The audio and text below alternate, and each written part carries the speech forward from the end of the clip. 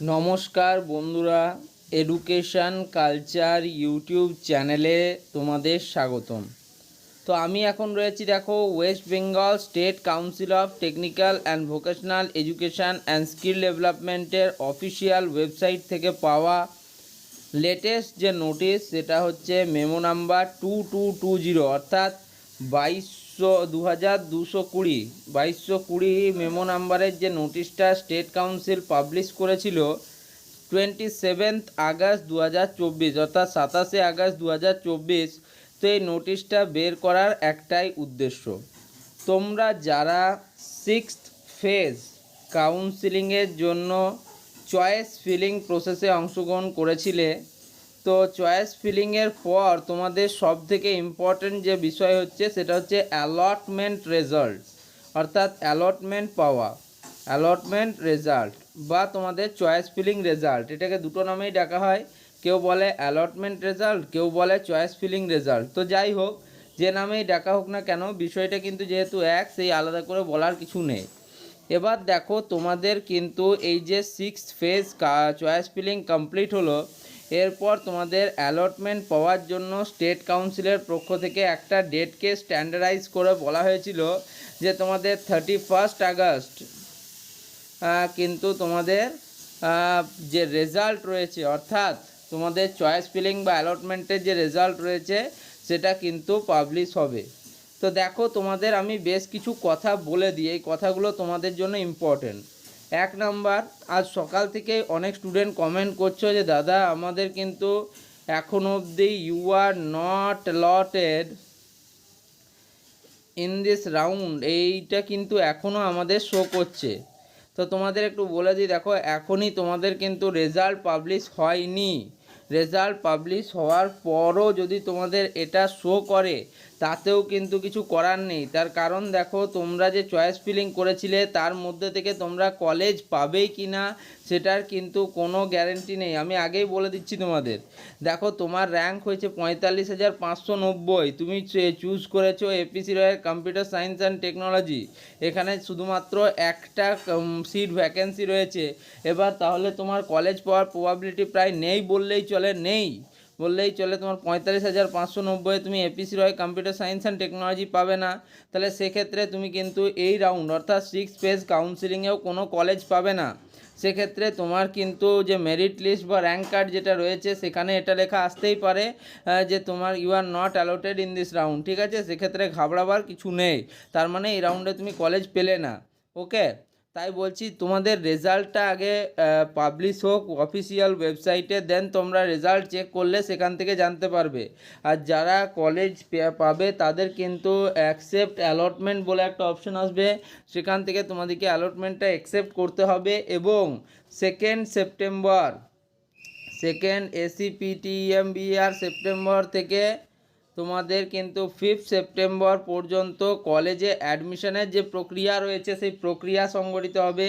এবং এই সময়কালের মধ্যে, অর্থাৎ তোমাদের 5 সেপ্টেম্বর মধ্যে কিন্তু কলেজে অ্যাডমিশান নিতে হবে। এটাই কিন্তু প্রত্যেকের ক্ষেত্রে প্রযোজ্য। এবার বলি, আজকে যে 31 আগস্ট 2024 রেজাল্ট কখন বেরোবে।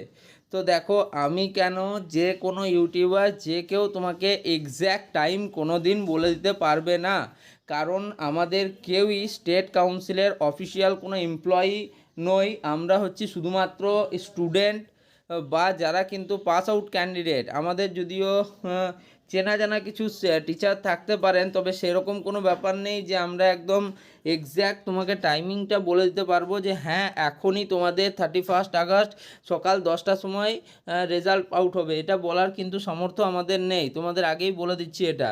তবে তোমাদের রেজাল্টের যদি পরিধিটার ব্যাপারটা বলি, অর্থাৎ যদি আমরা প্রিভিয়াস জিনিসগুলো দেখি, তোমাদের দেখো লেখা আছে the result of sixth phase admission will be published on 31/8/2024। তাহলে পরিধিটার যদি কথা বলি যে কোন সময় মোটামুটিভাবে তোমাদের রেজাল্ট বেরোয়, তো আমি 2022, 2023 এবং 2024-এর ডেটা অ্যানালিসিস করে যেটা বুঝতে পারছি, তোমাদের বিকেল থেকে রাত্রের মধ্যে কিন্তু রেজাল্ট বেরোবার প্রবাবিলিটি সবথেকে বেশি থাকে।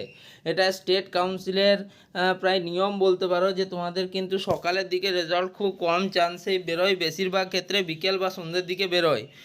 আশা করি তোমরা আমি যেটা বলছি সেটা বুঝতে পারছো।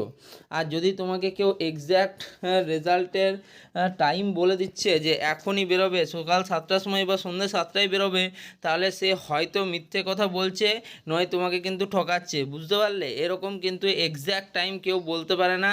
হ্যাঁ, ওটাই বলতে পারে যে পরিধিটা, সময়সীমা কতটা। এবার আরও কিছু প্রশ্ন তোমাদের মনে বারবার আসছে, যে দাদা, একটা স্টুডেন্ট দেখলাম বারবার আমাকে এই প্রশ্নটা করছে, যে দাদা আমি ফর্ম ফিল আপে অংশগ্রহণ করিনি, তাহলে কি আমি চয়েস ফিলিং করতে পারবো বা স্পট কাউন্সিলিং করতে পারবো?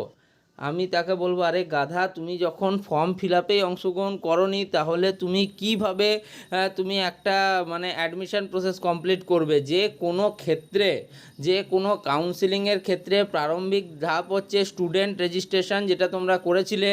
তারপর হচ্ছে ডকুমেন্ট ভেরিফিকেশান প্রসেস।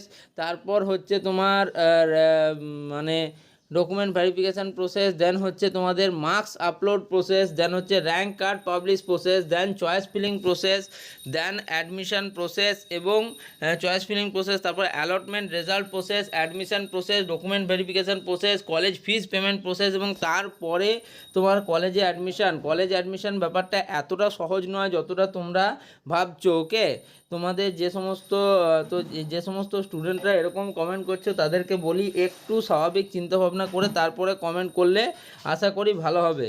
তো তোমাদের আশা করি বুঝতে পারলে তোমরা যে বিষয়গুলো আমি তোমাদের সাথে ক্লিয়ার করতে চাইছি।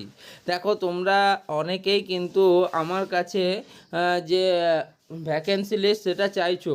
বলছি, তোমরা যারা ফর্ম ফিল আপ করছো তাদেরকে আমি আগেই দেখিয়ে দিলাম যে ওখানে কিন্তু ডাউনলোড ভ্যাকেন্ট সিট অ্যাভেলেবিলিটি বলে অপশান দেওয়া হচ্ছে। তারপরেও যদি তোমাদের কোনো রকম কোনো প্রবলেম হয় সেটা ডাউনলোড করতে, আমাকে কিন্তু মেল করতে পারো। দেখো, মেলের কিন্তু আমি বেশিরভাগ স্টুডেন্টকেই রিপ্লাই দিয়ে থাকি।